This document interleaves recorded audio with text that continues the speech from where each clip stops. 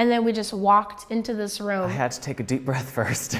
And you were walking into the hall and it just lit up. I had never been in such a large space. Walking out on stage and just seeing the full space was really, really cool. You could just feel the energy. And then we get on stage and we just see it. We've seen the pictures and the lights are on us. And everybody, their faces lit up once they got in there.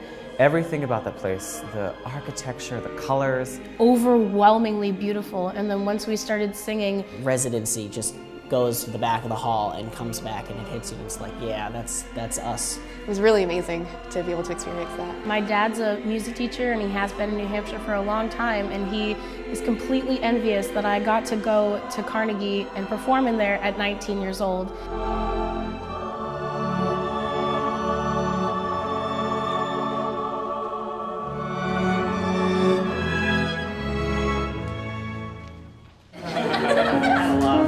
Okay, one.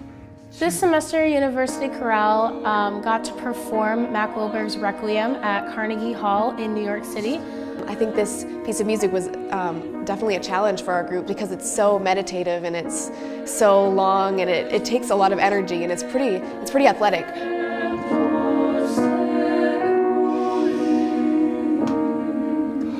To be able to sing the Requiem, it takes a lot more than just rehearsing the notes and rhythms.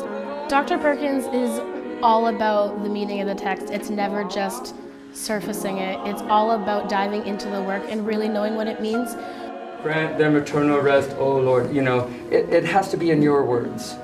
We have to know. We have to know what it means without going, oh yeah, what was He always wants and requires a real feeling and emotion behind the music. And he wants so much more from us, and he believes that we can do it. And it's really nice for him to have that faith in us and know that we can achieve more than we think we can. He brings out the professional side of us. That's really cool. That's the idea.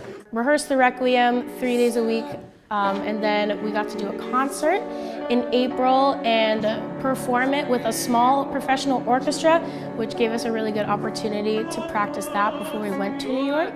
And it went really well. We had soloists from our own choir who got to do those solos before we had professionals do it in New York.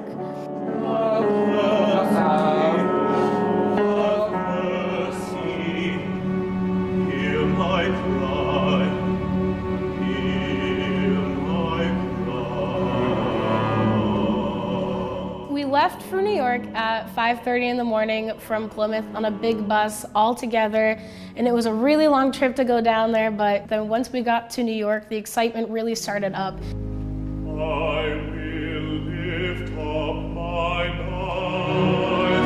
Once we got to the Hotel Pennsylvania, we started right away. We dropped our stuff off and then ran to the Hyatt where we were rehearsing with Dr. Perkins, and we got to meet all the other singers that we were performing with.